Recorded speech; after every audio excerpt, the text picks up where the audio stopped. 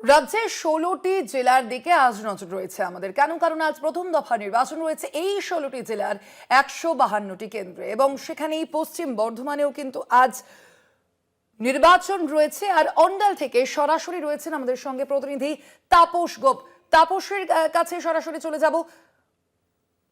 তাপস, এই মুহূর্তে তুমি ঠিক কোন বুথে রয়েছে জানতে চাইবো। সেখানে ঠিক কি নিরাপত্তা এবং ভোট গ্রহণ প্রক্রিয়া কি শুরু হয়েছে এই কেন্দ্রে? ভোটারদের উপস্থিতি কতটা দেখা যাচ্ছে? একদমই স্বর্ণালী, তোমাকে প্রথমেই বলে রাখি ২০২৬ বিধানসভার প্রথম ইলেকশন, প্রথম দফার ভোট। আর এই ভোটেই সকাল থেকে বলা যেতে পারে আমি যেখানে রয়েছি রানীগঞ্জ বিধানসভার অন্ডাল এলাকায়, যে পলাশবন জিএসএফপি স্কুল, সেই স্কুলের সামনে এখানে মূলত ৩টি বুথ রয়েছে। আর এখানে ৭টার সময় ভোট গ্রহণ ইতিমধ্যেই শুরু হয়েছে, ৭টার সময়। তার আগে থেকে বলা যেতে পারে ৫:৩০ থেকে ৬টার মধ্যে আমার ক্যামেরা পার্সনকে দেখাতে বলবো যে প্রচুর সংখ্যক লাইন, যত পুরুষ তার সঙ্গে তত মহিলা। কিন্তু তাদের কাছে আমি জানার চেষ্টা করব যে সকাল থেকে কেন তারা ভোট দিচ্ছে।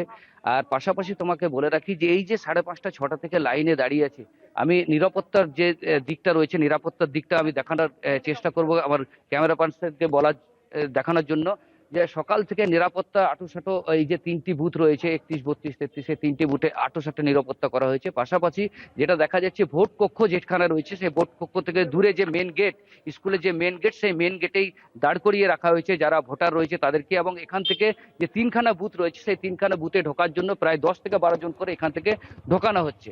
স্বর্ণালী, ধন্যবাদ তোমায় তাপস।